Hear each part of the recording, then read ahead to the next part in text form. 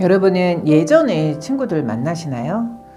저는 어저께 고등학교 여고 동창들을 만났어요. 이렇게 친구들이 만나다 보면 이렇게 매번 선물을 전체를 하나씩 사와요. 그래서 어제도 저희 친구 하나가 그 10명 선물을 다 사온 거예요.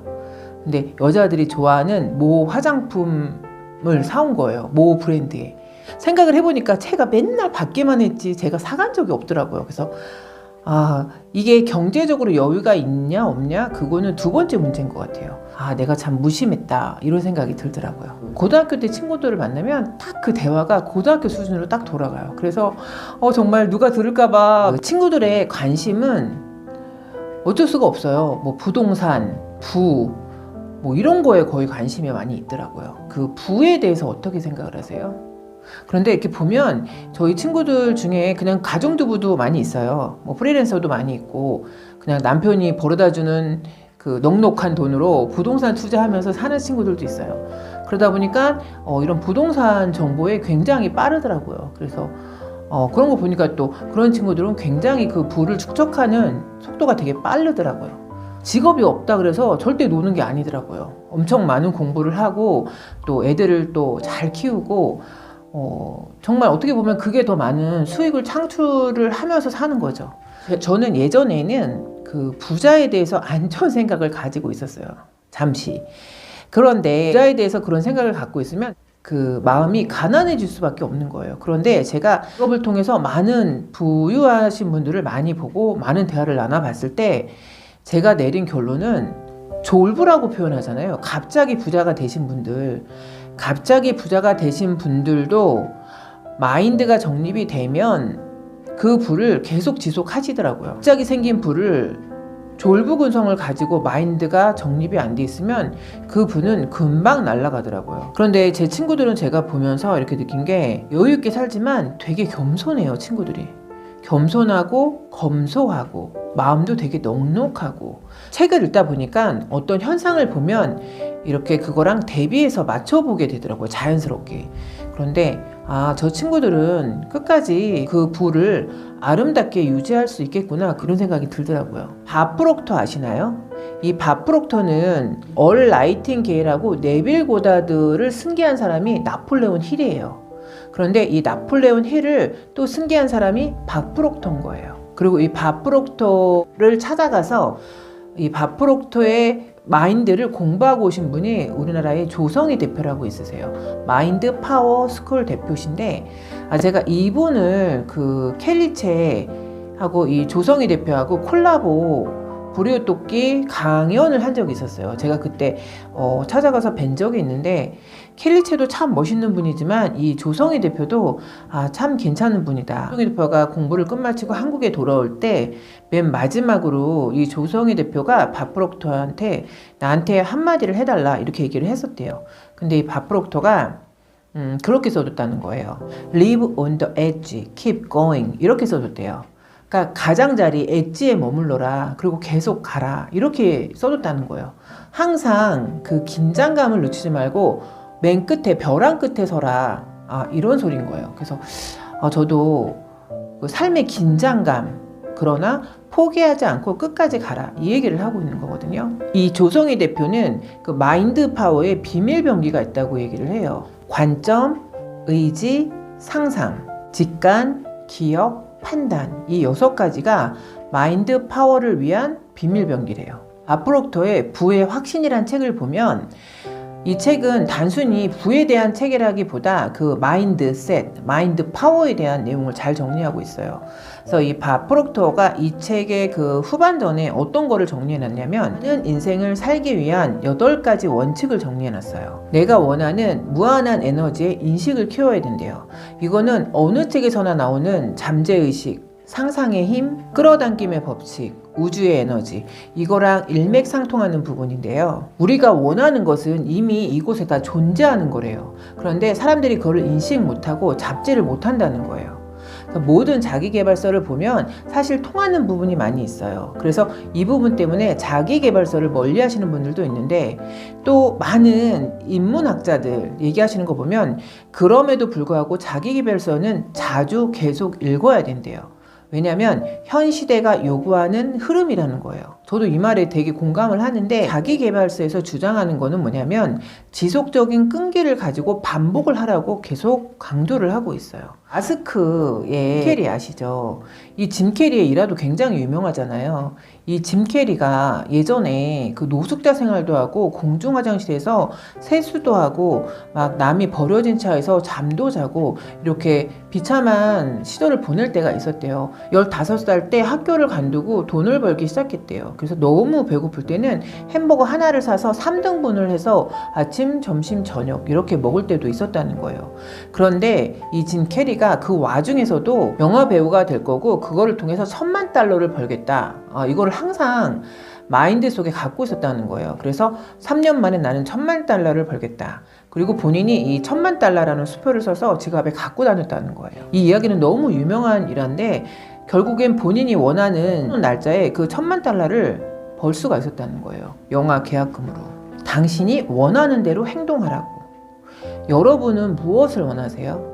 이런 질문을 던져보면 어떤 분들은 내가 진짜 무엇을 원하는지 모르시는 분들이 계세요. 그러면 무엇을 원하는지 모르면 그것을 이룰 수가 없는 거죠. 내가 무엇이 되고 싶다 하면, 내가 만약에 영화배우가 되고 싶다 그러면 정말 영화배우처럼 행동을 하고 되고 싶다 그러면 정말 CEO처럼 행동하고 이렇게 실제 본인이 하고 싶은 것처럼 그렇게 행동을 해야 된다는 거예요. 예전에 제가 공무원 초창기 시작할 때 어떤 상사가 저한테 그런 얘기를 해준 적이 있었어요. 정말 제가 새내기 직원일 때 저한테 그런 얘기를 해주는데 저는 지금도 그게 되게 기억에 남는 게 9급으로 들어오거든요.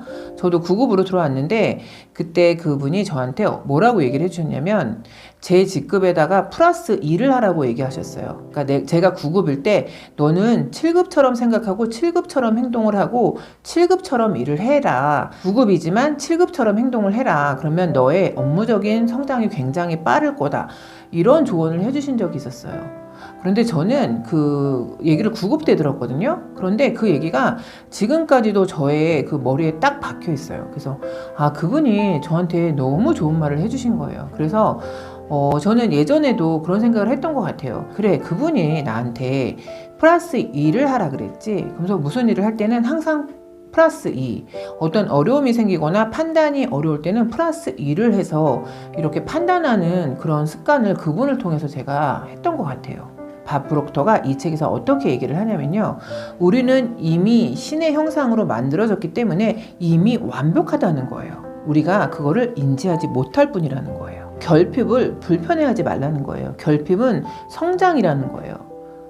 사실 결핍을 통해서 성장하잖아요. 저희가 그거는 정말 많은 경험을 통해서도 알 수 있는 것 같아요. 여러분, 행복하게 사는 게 뭐라고 생각을 하세요?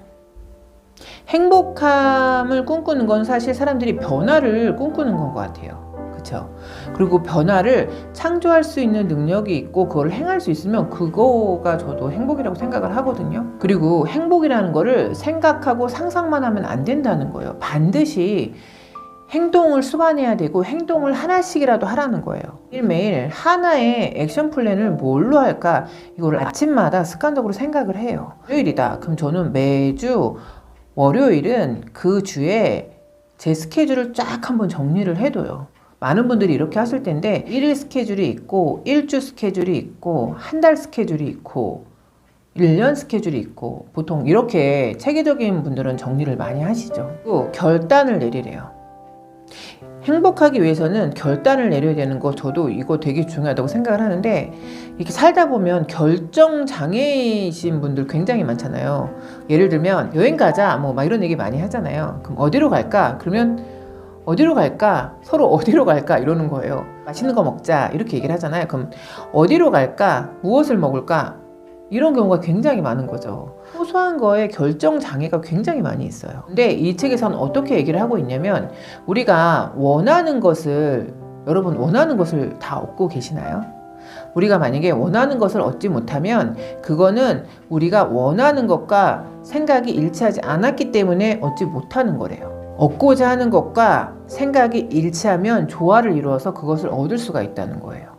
저는 이런 경험을 몇 번 해봤어요, 진짜로. 추구하는 목표에 대해서 헌신하래요. 여러분, 헌신이란 단어, 헌신 잘 하시나요? 프로와 아마추어를 구분하는 기준은 헌신을 하냐 안 하냐로 구분이 된대요. 나는 정말 아마추어구나. 제가 헌신에 되게 약하거든요.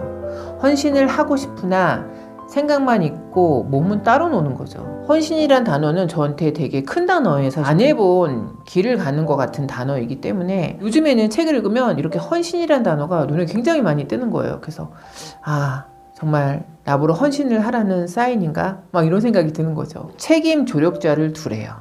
밥 프록토가 얼 나이팅게일을 멘토로 삼고 매일매일 그의 오디오를 매일매일 오랫동안 들었다는 거예요. 혹시 아침 저녁으로 어떤 멘토의 오디오나 뭐 유튜브 이런 거를 시청하시나요? 아침마다 그 켈리체의 아침 시각화와 아침 학원 이런 거를 들어요. 근데 굉장히 많이 도움이 돼요. 그리고 그걸로 인해서 제 마인드가 많이 리셋된 게 분명히 있어요. 그래서 여러분들도 이게 뭐 누구께 좋다, 나쁘다 이렇게 얘기할 수는 없거든요. 그런데 본인한테 맞는 뭐 감사 확원, 아침 명상 이런 거 굉장히 많이 있거든요. 매일매일 듣는 것도 에너지 흐름에 많이 도움이 되는 것 같아요. 이 얼 나이팅게일은 책임감을 성공의 보험증권이라고 얘기했대요. 그만큼 책임감 있는 조력자는 천금을 얻은 것과 같다는 거예요. 여러분 책임감이 있는 조력자가 근처에 있으신가요? 저는 있다고 말씀드릴 수 있어요. 그렇게 쉽게 찾은 조력자는 사실 아니에요. 그리고 그런 조력자가 있어도 그거를 찾지 못하는 사람도 많고 보지 못하는 사람도 많이 있어요. 그런 분들은 정말 헌신도 갖추고 있고 천재성도 갖추고 있어요. 그런데 그거를 알아보는데 저도 많은 시간이 걸렸어요. 그 숨은 인재들이 굉장히 많이 있잖아요. 그 아이디어, 번뜩이는 아이디어 제가 배우고 싶은 부분이에요. 보석 같은 진주 같은 분들이 있으시더라고요. 그리고 에너지를 한 곳에 집중시키래요.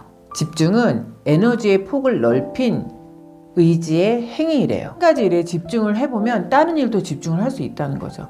여러분 무엇인가에 푹 빠져서 집중해 보신 적 있으신가요?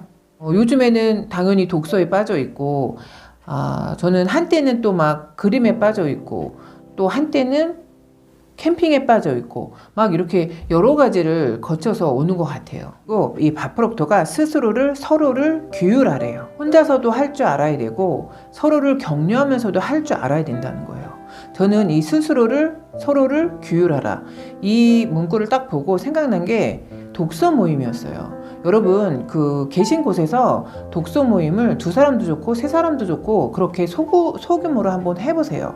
그러면 그 한 분 한 분의 그 놀라운 그 능력을 알게 되실 거예요.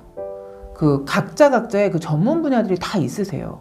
그리고 그분들 한 분 한 분의 그 숨은 재능들이 다 있으세요.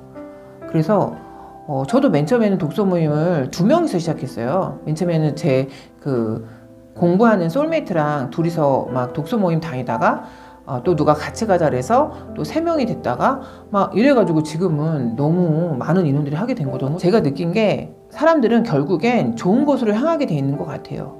그리고 배우고자 하는 곳으로 향하게 돼 있고 또 좋은 에너지를 나누는 사람 쪽으로 그렇게 방향이 전환되게 돼 있는 것 같아요.